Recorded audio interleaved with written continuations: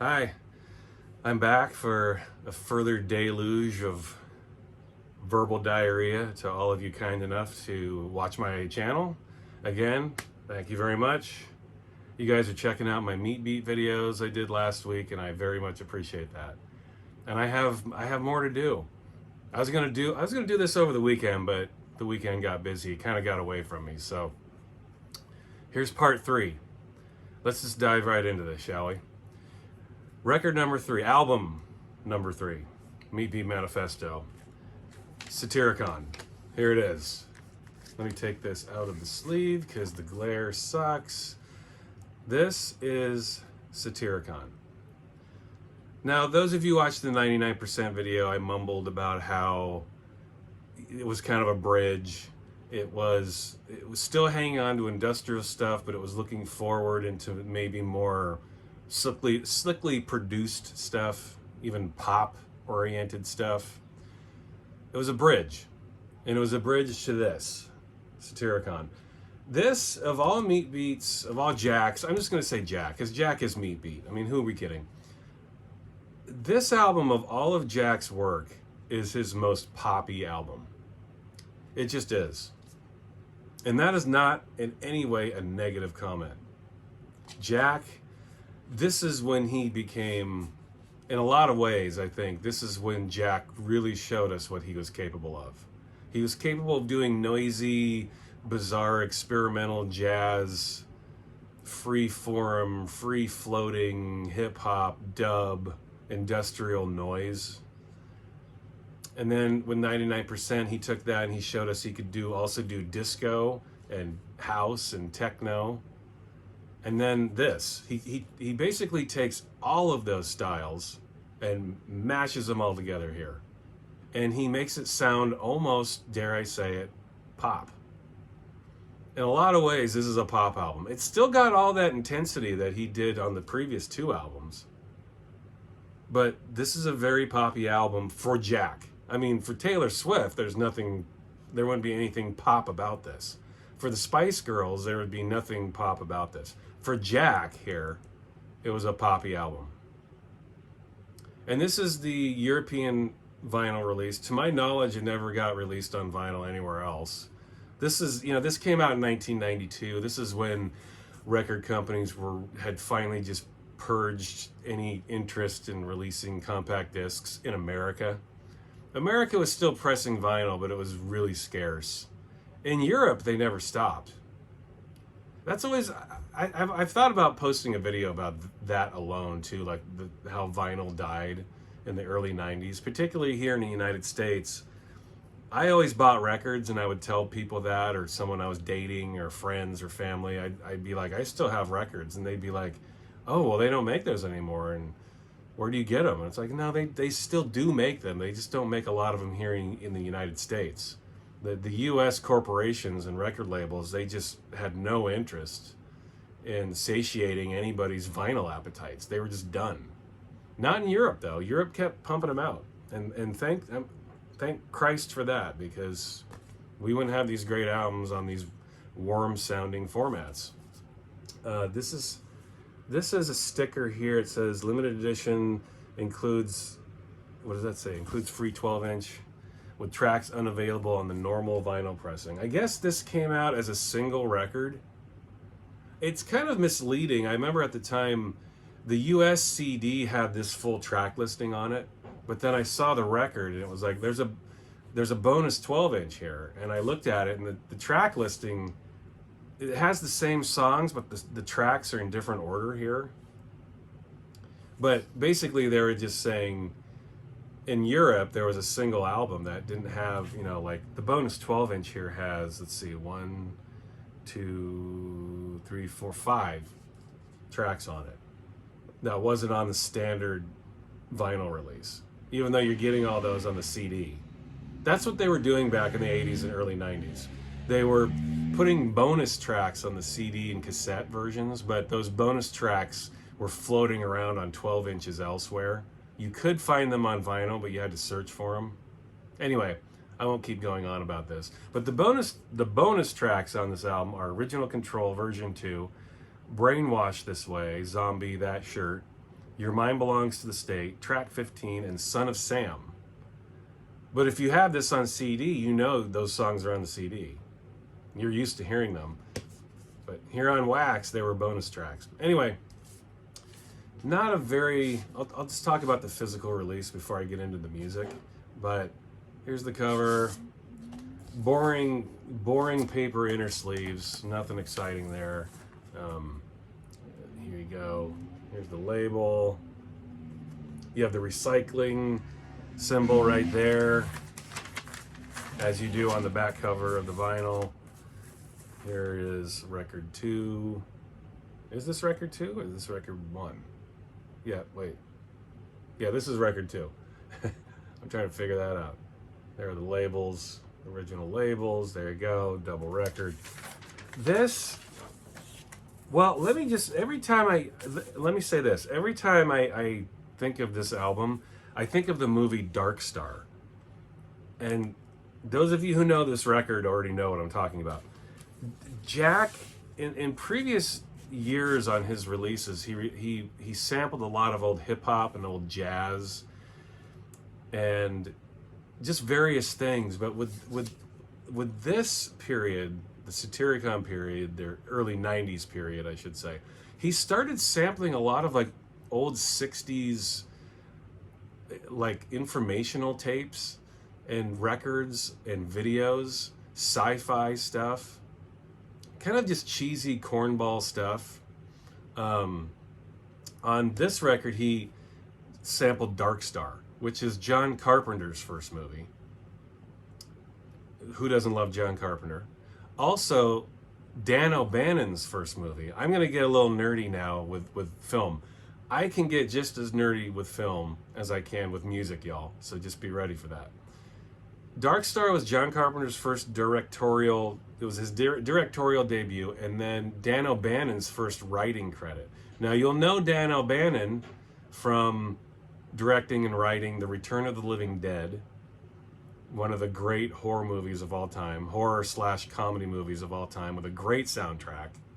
And he also wrote a little film called Alien, if you've ever heard of that. I know you have. He wrote Alien, people. And he wrote other movies. Like he wrote Dead and Buried, which is a horror movie. It's kind of a B movie, but it's really good. I mean, the dude was a really, really good writer. He co-wrote Total Recall, which is a Philip K. Dick novel, of course. But I think the name of the book, original Philip K. Dick novel, was called We Can Sell Your Memories to You Wholesale, right? We Can Sell Your Memories to You Wholesale. I can't say wholesale. And then also the other Philip K. Dick movie, Blade Runner, was called Do Androids Dream of Electric Sheep, right? I'm not so good with books. I forget titles and stuff. I know authors and I know I've read the books. Sometimes I forget the titles. Do Androids Dream of Electric Sheep? We Can Sell Your Memories to You Wholesale. Anyway, he co-wrote Total Recall, the one with Arnold Schwarzenegger, the good one, not that fucking awful remake with, what's his name, Colin Farrell. The original classic sci-fi movie with Arnold Schwarzenegger. Anyway, Dark Star. Dan O'Bannon wrote it, John Carpenter directed it, and Jack samples it. It's all over this record. Like the song Drop in the very beginning. 3, 2, 1, drop. That's Dark Star. The other sample is on Original Control, when you hear the voice say, "Do you really think there's any intelligent life out there?" And then you hear another voice say, "Who cares?" That's Dark Star. A really funny, cool, unique movie, and John Carpenter's first movie. So in that way, it's really interesting. Jack samples the shit out of it here. He also samples a lot of psychedelic, like in the 60s when scientists were first starting to experiment heavily with LSD and just mind-expanding, mind-awareness drugs. They would put out albums and records and videos and informative videos and records telling people like, well, we did these types of studies and this is what we found. And Jack samples a lot of that here. And it's really interesting. And I forgot to mention, speaking of samples, I forgot to mention this in the last video, In Radio Babylon, some of the samples that you hear in that song are from a TV series called Johnny Staccato, with John Cassavetes.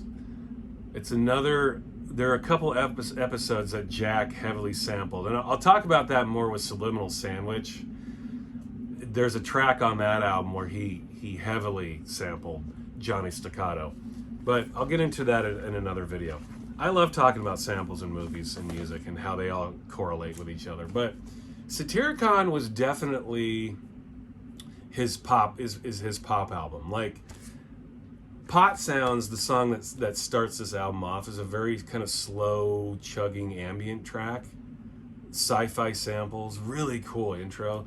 Then it slams right into Mindstream, which is arguably his most pop song he ever did. Great song, great samples, fantastic lyrics and vocals, inspired music. I don't think it's aged either. I could hear an argument if someone wanted to say it has aged, it has dated a little bit, but I don't think so. The production is fantastic on Mindstream. And I'll get to the single. That was released as a single. I'll get to that in a minute. Then it goes to Drop. I just talked about that. It samples Dark Star heavily. Then Original Control version 1 also samples Dark Star. Circles, which is another would-be single. I actually have a promo CD of that somewhere with a remix on it that Jack did, which is a lot more radio friendly. Circles obviously was being considered as a single, but they never did it, which is interesting. Just like 10 Times Faster Than the Speed of Love on 99%, it looks like Elektra, his US record label, was thinking about that as a single, but then scrapped it. Circles is a really cool song though. Really poppy, down-tempo, kind of a dub track, but kind of poppy. The Sphere, which is just an interlude with some samples. Euthanasia, which is another slow groove. The production is really fantastic.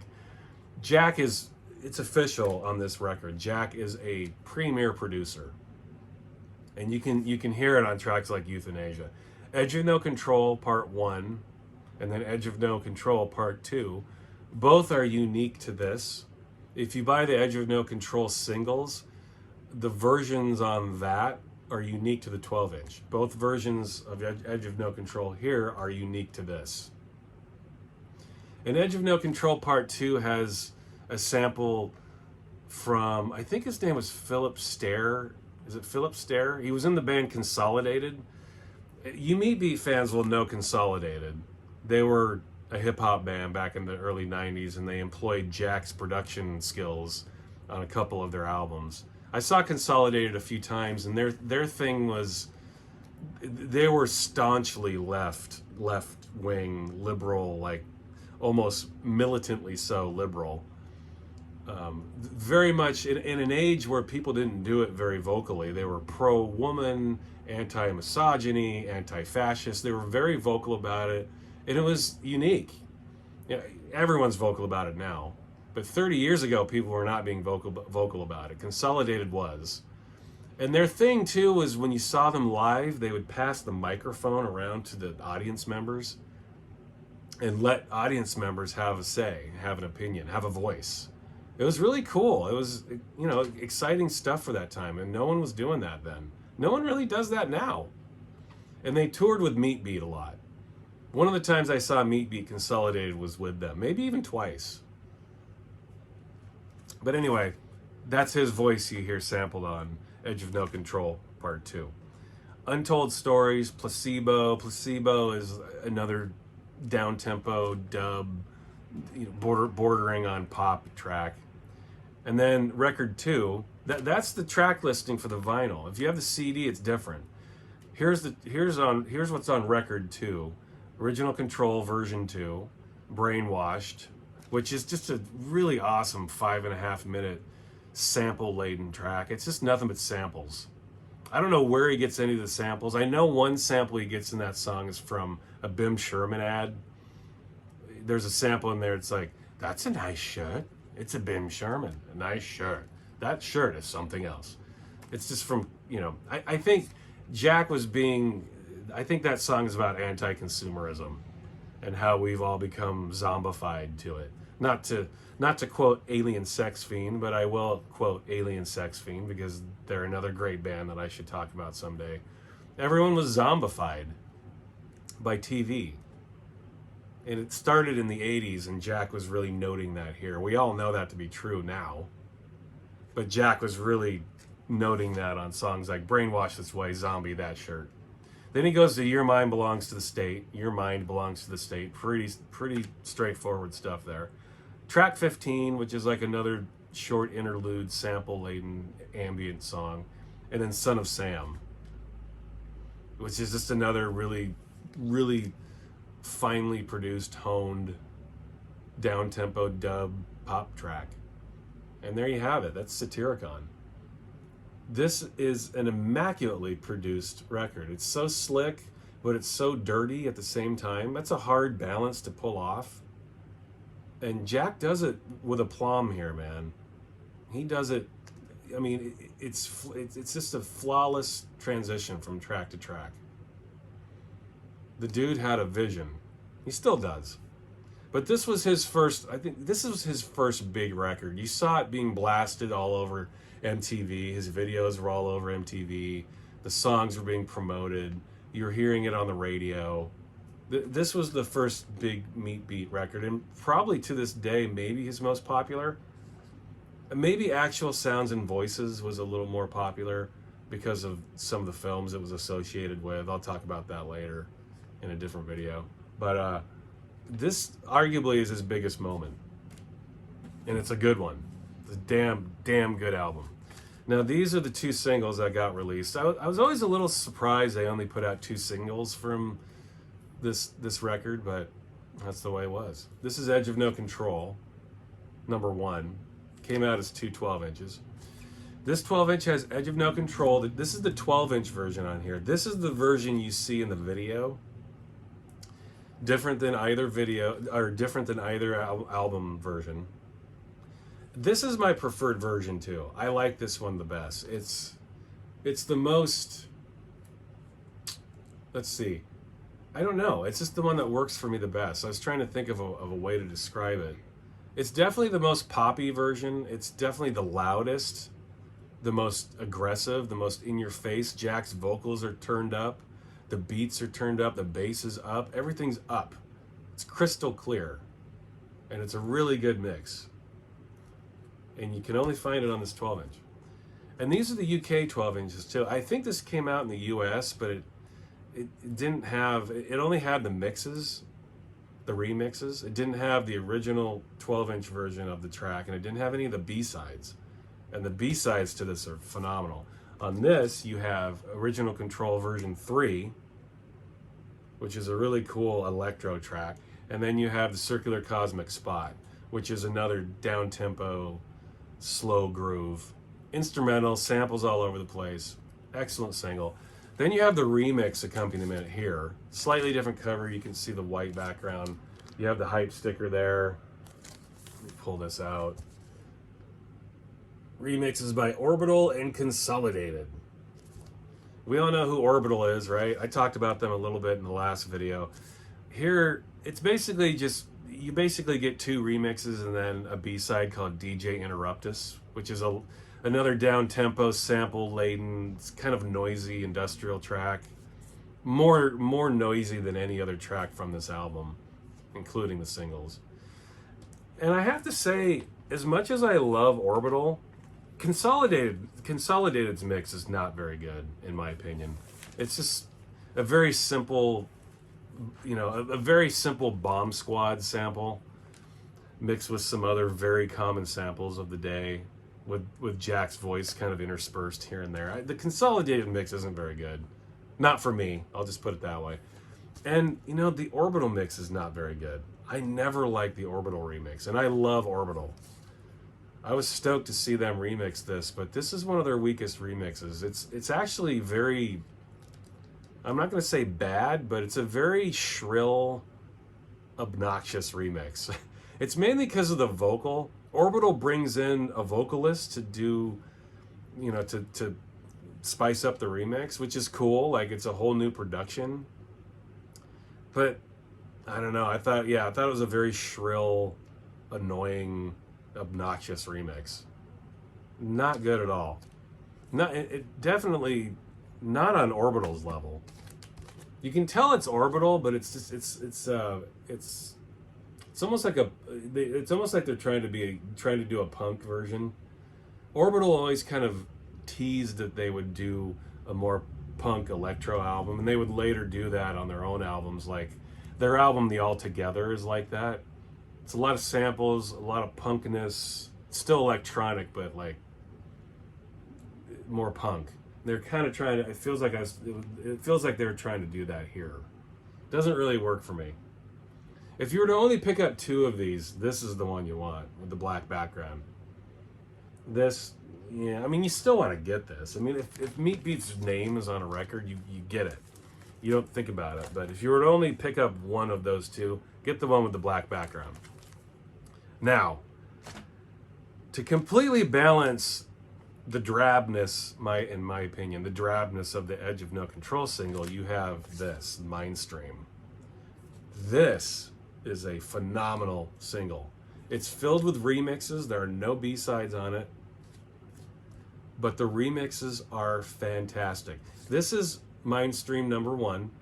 You get Jack Danger's mixes on here, and nothing but Jack Danger's mixes. You get Stream of Consciousness mix, which is like it's kind of a radio edit mix, really. It's similar to the album version, but different enough to sound a lot different.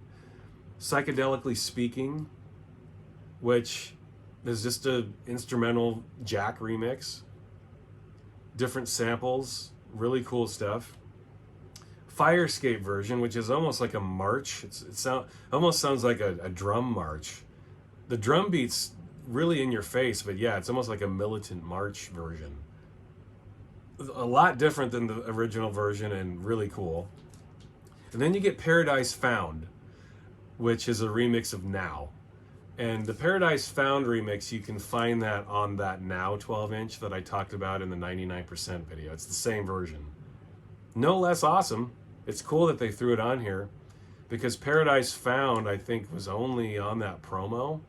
In terms of vinyl, I think it came out on the CD of Now, the commercial version. But vinyl, it only ever came out on a promo, so I might be wrong about that. Maybe it did come out somewhere else. But this is worth having. And if I didn't show the back cover, there's that. But the real gem of this whole album, in terms of singles, and just in terms of the album too, is this Mindstream remixes from other people, not Jack. You get 3 heavyweight, phenomenal, kick-ass remixes. Some of the best of the 90s. All 3 mixes here are absolutely outstanding. You get Orbital comes back, and there's the hype sticker. You can see the remix. There's 3 heavyweights in every way. All people that I need to do more videos on. Orbital, Aphex, and D.H.S. Orbital comes back, and their track on the A side is the standalone track on the A side. It's the Mind the Bend the Mind remix. Phenomenal. One of the great remixes of the 90s. The remix was so good, and Orbital was so impressed with themselves that they took this remix and they put it in slightly different form on their second album. People call it the Brown Album. And I think a lot of people deem the Brown Album as Orbital's best album. I would not agree with that. My personal favorite Orbital album is Snivelization. Or you know what? Maybe it's Insides. I don't know. It's a close race between Insides and Snivelization. But anyway, they took their remix here and they put it on the Brown album. They renamed it Remind. It's called Remind on there. But it's basically the Meat Beat remix with no vocals. This has Jack's vocals on it. The version that Orbital kept and put on their own album, no vocals. But it's an 8.5 minute version of just intense acid techno craziness. It's so good. Again, one of the great remixes of the 90s, in my opinion. Fantastic stuff. Then you flip it over and you got Aphex Twin, who does one of his best mixes. A great remix. One of Aphex's best remixes. Absolutely. And you want to get this version because when Aphex put out his 26 Mixes for Cash album, which was a compilation of his remixes basically, they did put Mindstream on there, but it's an edited version. It's a short version. It's like a 4-minute version. This is the full 7-minute version on here. So if you're an Aphex fan, and I hope you are, why wouldn't you be? Get this, because if you don't have this and you have 26 Mixes for Cash, you're not hearing the whole version. It's here. Aphex basically takes Jack's vocals completely out, takes one tiny little guitar sample that Jack uses in the original version, and he turns it into an Aphex Twin track. Just like really crunching, hard, loud, aggressive, abrasive bass and beats in this chirpy electro sound. It's just amazing. It's Aphex. I mean, come on. It's Aphex in its prime. A really deep, awesome remix. And then, if that's not enough, you get Ben Stokes coming in and doing a D.H.S. remix. And I'll have to do a D.H.S. video at some point too. Ben Stokes is actually in Meat Beat. He's one of those guys that has been in the band and is not in the band, but he does a lot of video work. He's done video work from everyone from Meat Beat to Howard Stern. If you ever watched Howard Stern back in the 90s, his E! Show, that whole intro where Howard is spinning and he's putting his hand up, that was Ben Stokes. He directed that. Howard saw the video for Helter Skelter 97 that Ben Stokes directed, and Howard loved it so much that he brought Ben Stokes in to do the intro video for his E! Show. So there's some trivia for you. But Ben Stokes he's known for D.H.S., House of God, tons of other singles. He's also Tino from Tino's Breaks. I have to do a Ben Stokes video. I don't want to get too far off the beaten path here. But Ben Stokes is a member of Meat Beat, especially their live shows. He's pretty much responsible for all the visuals you see at a Meat Beat show. And if you've been to a Meat Beat show, you know that the visuals are awesome at a Meat Beat show. At any rate, Ben Stokes does a fantastic remix here. He takes Electro the Robot, and Electro the Robot was introduced at the science fair back in the 50s, and it was the 7-foot robot who came out and greeted people, and basically Ben Stokes samples that and turns Original Control into like this down-tempo hip-hop thing, and then he ends up doubling the beat and turning it into an electro track. D.H.S. and Ben Stokes, when he records as Ben Stokes, or when he records as D.H.S., it's more of a techno thing. When he records as Tino, it's more of like a hip-hop breaks thing. He also records under the name Quiet World. Anyway, I'll get into that some other time. But Ben Stokes delivers a great mix. You have to have this. You've got to have both of these records.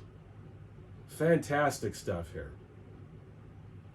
If you're going to have... I've always been a big proponent of owning all of the 12 inches surrounding a great album. And that's what Satyricon is. I think if you're going to have Satyricon, you need to have these. To a lesser degree, you need to have these. But one thing is absolutely sure. You have to have this. Meat Beat's third album, it's absolutely essential. You need to have this in your lives. And if you already own this, go listen to it again. Go spin it again. And if you don't have these singles, come on, what are you doing? Why do I have to tell you about this? No, I'm kidding. I love telling you about this. But if you're only going to have one of these, this is what you want, man. You get Meat Beat, you get Orbital, you get Aphex Twin, and D.H.S. all on one record. I mean, good Lord. How do you lose? You don't lose. One more thing I'm going to show. I remember to pull this CD out of my archives. This is the Peel Sessions, and this is significant because you get this song right here, Fire Number 9, and Soul Driver. These two songs were never released anywhere else. There's no vinyl release of this that I know of. You do get live versions of Drop and Radio Babylon, which, hey, nothing wrong with that.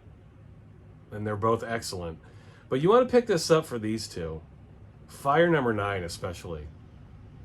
One of Jack's best songs.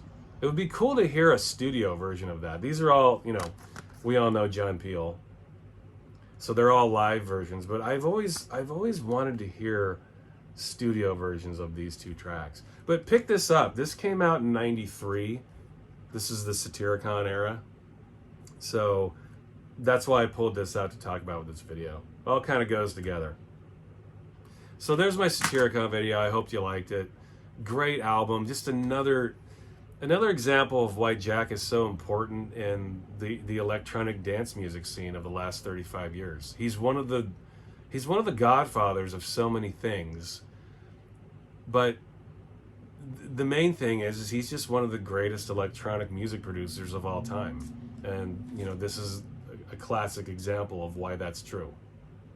So check this out if you haven't done it. If you've already heard it, check it out again. Okay, until next time, thanks.